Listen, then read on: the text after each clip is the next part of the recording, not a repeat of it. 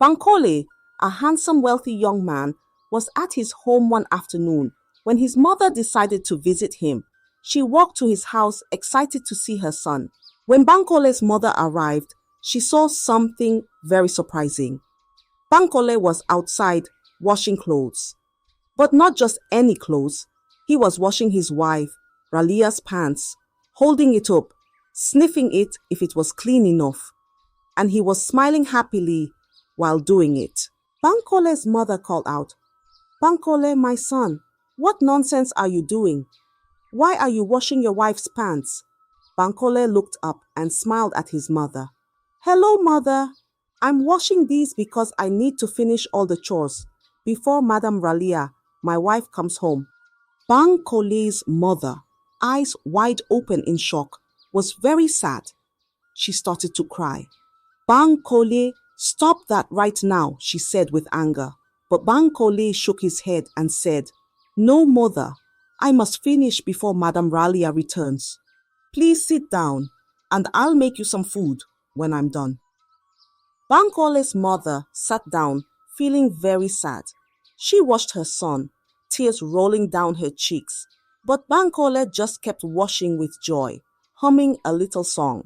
Not long after, Ralia came home while Bankole was still doing the chores.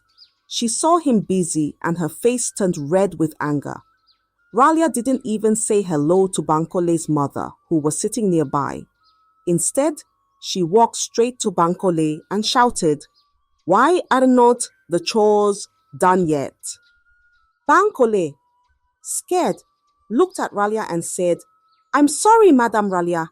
I was delayed because my mother came to visit." Ralia's eyes flashed with anger. "That is no excuse. Finish quickly," she snapped and stormed into her room. Bankole turned to his mother, worry all over his face. "Mother, you need to leave now. Ralia is very angry. If I don't finish everything soon, she might punish me." Bankole's mother felt very sad. She didn't want to leave her son, but she knew she had to go. She thought, "What had come over my son?" But just as she was about to speak, Ralia came back with a broom in her hand. She waved the broom angrily and shouted, "Get out of my house!" Bankole's mother stood up, feeling heartbroken. She looked at Bankole, tears in her eyes, and whispered, "I warned you, my son." Bankole just stood there, unable to do anything. He watched as his mother left, feeling very sad and worried. Bankole's mother walked home with a heavy heart.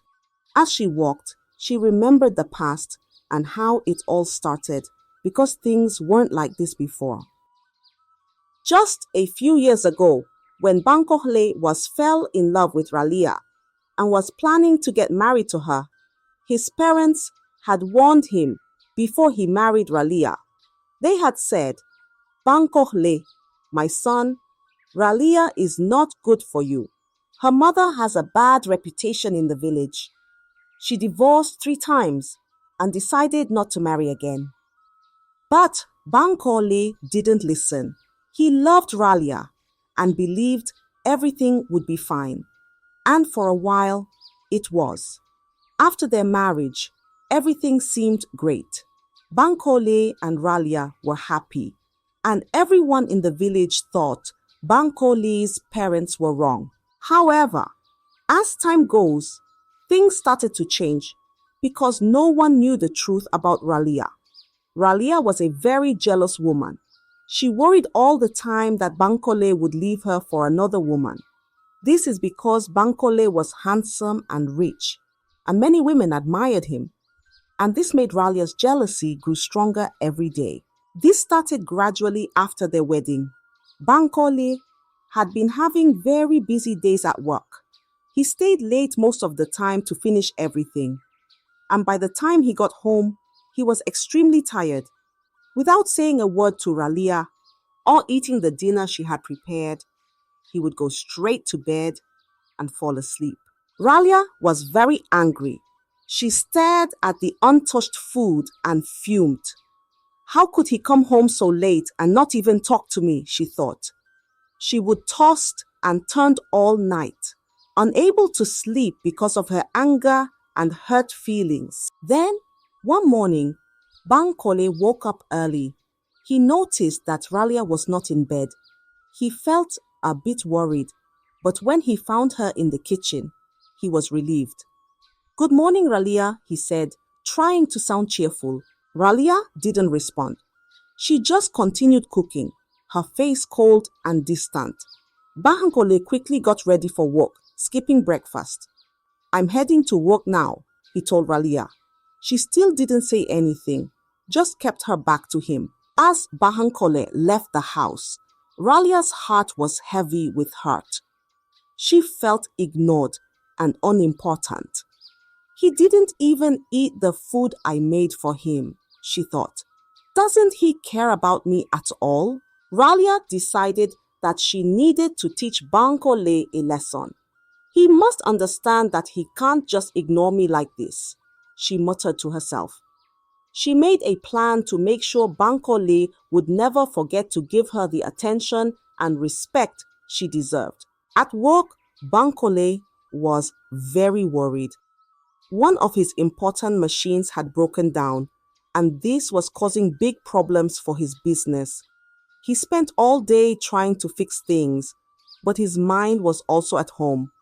He couldn't focus, and he felt stressed. At home, Bankole was absent-minded too. He didn't talk much to Ralia and seemed distant. This made Ralia even more suspicious. "Why is he acting so strange?" she thought. "Is he seeing another woman?" Ralia decided she had to take control. "I will teach him a lesson so he never forgets to pay attention to me," she muttered. One afternoon, Bankole was too worried to stay at work. He left early and went home. When he got there, he started doing all the chores. He cleaned the house, washed the clothes, and cooked dinner. He wanted everything to be perfect for Ralia. When Ralia came home, she saw the house was spotless. Bankole greeted her with a tired smile. "Hello, Ralia. I cleaned the house and did all the chores," he said, hoping to make her happy. Ralia looked around, satisfied with what she saw, but she didn't smile.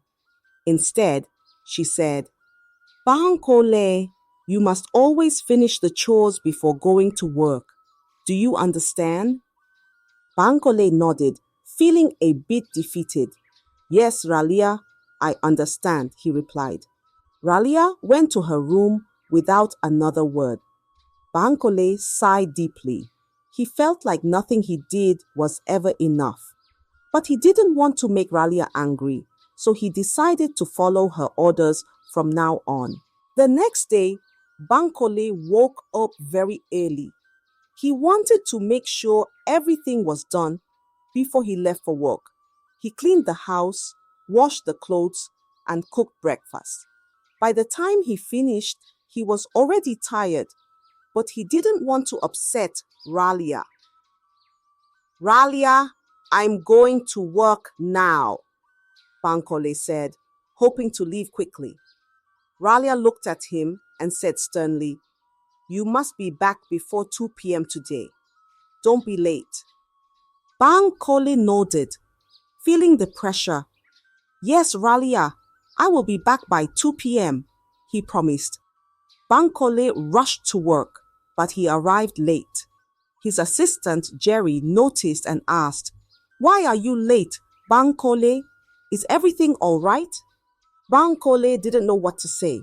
He just mumbled, "I had some things to take care of at home." Jerry looked worried, but didn't press further. They had a busy day ahead. Later, an important village chief came to meet Bankole for a big business deal. This meeting was very important for Bankole's business. They sat down to discuss, and the meeting was going well, but Bankole kept looking at his watch. He remembered Ralia's demand to be home by 2 p.m. When the clock struck 1:30 p.m., Bankole stood up suddenly. "I'm sorry, but we must continue this meeting tomorrow," Bankole said hurriedly. The village chief and Jerry were both shocked. But we are not finished yet, the chief said. Bankole shook his head. I'm very sorry, but I have to go home now. Bankole left the meeting early and rushed home. Jerry and the village chief were disappointed and confused. Bankole had never behaved like this before. When Bankole got home, he quickly continued with the chores, making sure everything was perfect for Ralia. He didn't want to make her angry again. But deep down, he felt very sad and tired. He knew that leaving the meeting like that was bad for his business, but he didn't know what else to do. Bankole's strange behavior continued. He spent more and more time at home, doing chores for Ralia. His business started to suffer because he wasn't there to oversee things. The workers were worried, especially Jerry. One day Jerry and some other workers decided to visit Bankole at home. They hoped to find out what was going on. When they arrived, they saw Bankole outside, grinding pepper with a big stone. Bankole, what are you doing? Jerry asked, shocked. Bankole looked up, surprised to see them. I'm just grinding pepper for Ralia, he said quietly. Just then, Ralia came out of the house. She saw the workers and frowned. What are you doing here? Go away, she shouted. The workers, feeling unwelcome, turned to leave. Jerry stayed behind for a moment, trying to talk to Bankole. Bankole, we need you at work. Things are falling apart without you. Bankole sighed and said, I can't talk now, Jerry. Please, just go. Ralia glared at Jerry. Leave now or I'll call the guards, she threatened. Jerry and the other workers left, feeling very worried and sad. When Bankole returned to work the next day, he called a meeting with his workers. Never come to my house again, he warned them. It's not your place to interfere in my personal life. Jerry felt very sad for his boss. He decided to visit Bankole's parents to tell them what was happening. When he arrived at their house, he explained everything he had seen and heard. Bankole's mother sighed deeply. We warned Bankole before he married Ralia, she said. We told him she wasn't good for him, but he didn't listen. Now we feel helpless. Jerry felt even more worried. Is there nothing we can do? He asked. Bankole's mother shook her head. We've tried everything, but Ralia has chased us all away. All we can do now is hope and pray that Bankole will find a way out of this. Jerry left Bankole's parents' house, feeling a heavy weight in his heart. He wanted to help his boss, but he didn't know how. All he could do was continue to pray for Bankole and hope things would get better. The villagers began to notice that Bankole was always at home. He no longer attended village meetings or events. His business started to fail because he was never there to manage it. Everyone was talking about Bankole and wondering what had happened to him. Bankole spent most of his time doing errands for Ralia. She always had a list of things for him to do. He cooked, cleaned, and ran around the village buying things for her. Bankole felt very tired, but he didn't want to make Ralia angry. One day, Ralia sent Bankole to the market to buy some special ingredients for dinner. As he was walking through the village, he saw an old man sitting by the side of the road. The old man looked very hungry and sad. Bankole felt sorry for him and stopped. Are you hungry? Bankole asked. The old man nodded. Yes, I haven't eaten in days. Bankole thought for a moment. He took some money from what Ralia had given him for the errands and handed it to the old man. Here, take this and buy yourself some food, Bankole said kindly. The old man looked up with tears in his eyes. Thank you so much, young man. You are very kind, he said. Bankole smiled and continued on his way. He felt good about helping the old man, even though he knew Ralia would be angry if she found out he spent some of the money. He bought the rest of the things Ralia needed and went home quickly. When he got home, Ralia was waiting for him. "Did you get everything?" she asked, looking at the bags Bankole was carrying. "Yes, I got everything," Bankole said, trying to sound cheerful. Ralia didn't notice anything was missing, and Bankole felt a little relief.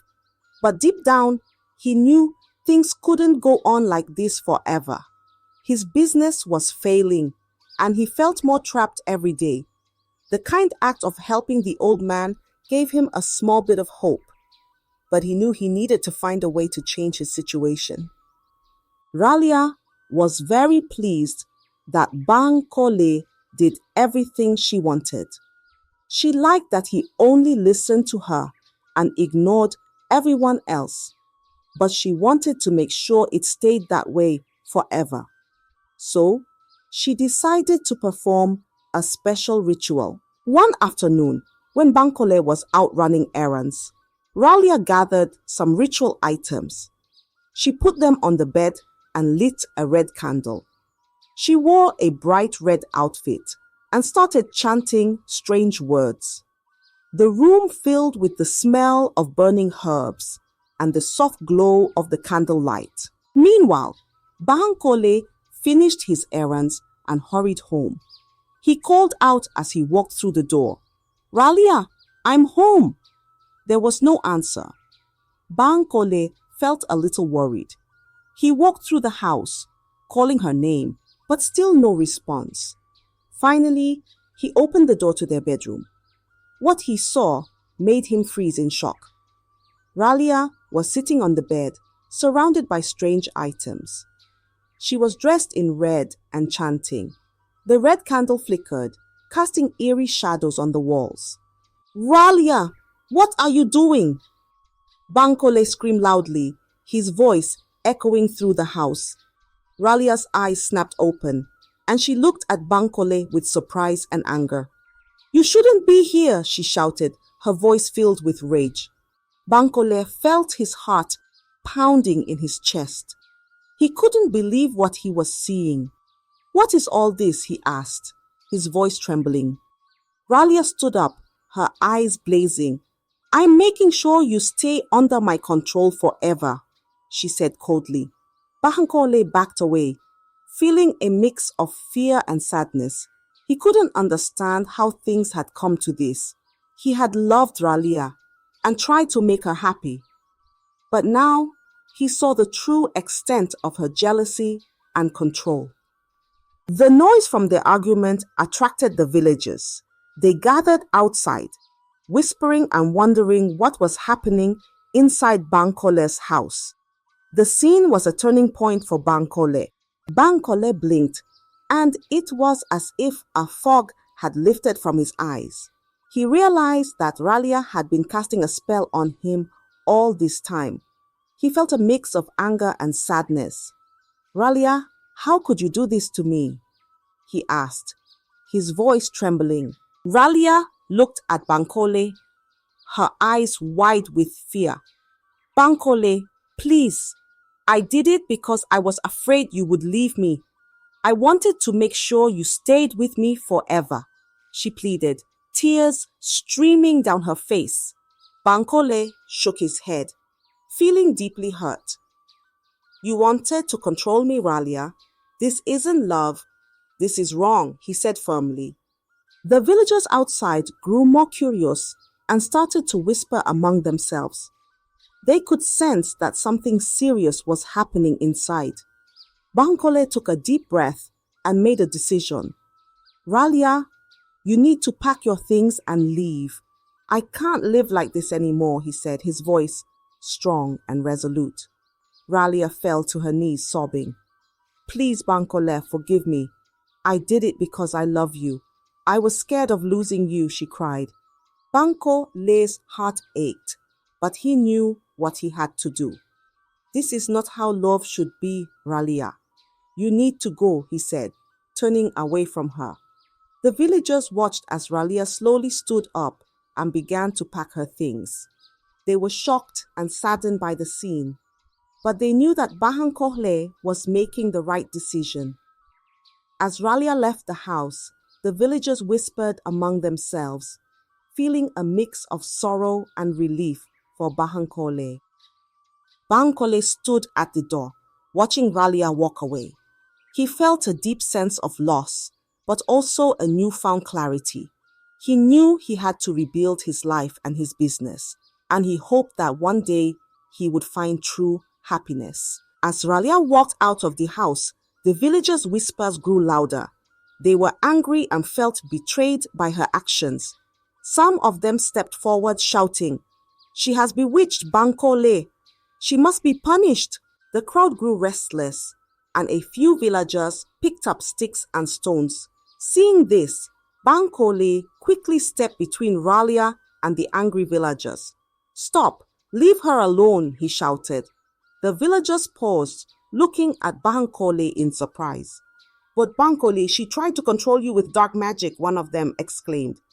Bankole raised his hand to silence them.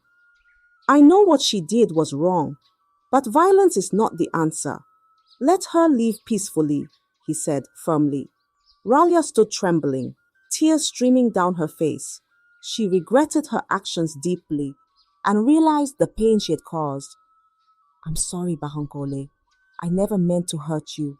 I was just so afraid," she sobbed. Bankole turned to her with sad eyes. "It's too late for apologies, Ralia. You need to go and never return," he said softly but firmly. The villagers murmured among themselves, still angry but respecting Bankole's wishes. "She must be banished from the village," one of the elders declared. Bankole nodded. "Yes, she must leave and never come back. But please spare her life. Let her learn from her mistakes," he pleaded. The villagers, although still upset, agreed to Bankole's request. They put down their sticks and stones, and the elders stepped forward. "Ralia, you are hereby banished from this village. You must leave immediately and never return," he proclaimed. Ralia nodded, accepting her fate. She picked up her belongings and walked away, her heart heavy with regret. The villagers watched her go, feeling a mix of relief and sadness. Bankole stood silently, watching Ralia disappear into the distance. He felt a deep sorrow, but knew that this was the only way to move forward. He turned to the villagers and said, "Thank you for sparing her life. Now, we must focus on rebuilding." The villagers nodded, and they all began to disperse. Bankole knew he had a long road ahead of him, but he felt a sense of hope. He was free from the control and could now work towards a better future. Bankole felt a heavy burden lift as Ralia disappeared from his life. The villagers gradually returned to their daily routines, and Bankole knew it was time to rebuild his life. He took a deep breath and decided to make some changes. To save his struggling business, Bankole made the difficult decision to sell one of his factories. This move provided enough money to keep the rest of his business running smoothly. He worked tirelessly, focusing on his charcoal production and making sure everything was in order. Within a few months, Bankole's hard work paid off. His business began to thrive again. He felt a sense of pride and accomplishment, knowing he had overcome such a difficult period in his life. Bankole also realized the importance of the lessons his parents had tried to teach him. One evening, as the sun set over the village, Bankole sat outside his house, reflecting on everything that had happened. He thought about how he had ignored his parents' warnings about Ralia. "I should have listened to them," he said to himself. "They only wanted what was best for me." Bankole understood now that choosing a partner wisely was crucial. He promised himself that if he ever married again, he would be more careful and thoughtful. He wanted a partner who would support him and share in his dreams, not control him. As time went on, Bankole focused on his business and the well-being of his village. He became a respected leader, helping others and sharing his wisdom. The villagers looked up to him and appreciated his kindness and strength. Bankole's story spread throughout the village, becoming a lesson for everyone. Parents told their children about the importance of listening to wise advice and choosing their partners carefully. People admired Bankole's resilience and the way he rebuilt his life. Bankole lived happily, knowing he had made the right choices. He felt content and at peace, surrounded by the love and respect of his community. And so, the tale of Bankole and Ralia became a lasting story, reminding everyone that true happiness comes from making wise decisions and staying true to oneself. Moral of the story: love is a very beautiful thing, but it can also blind someone. So, when you're in love, always listen to your parents and follow their advice because they've seen more than you knew. I hope you enjoyed the story.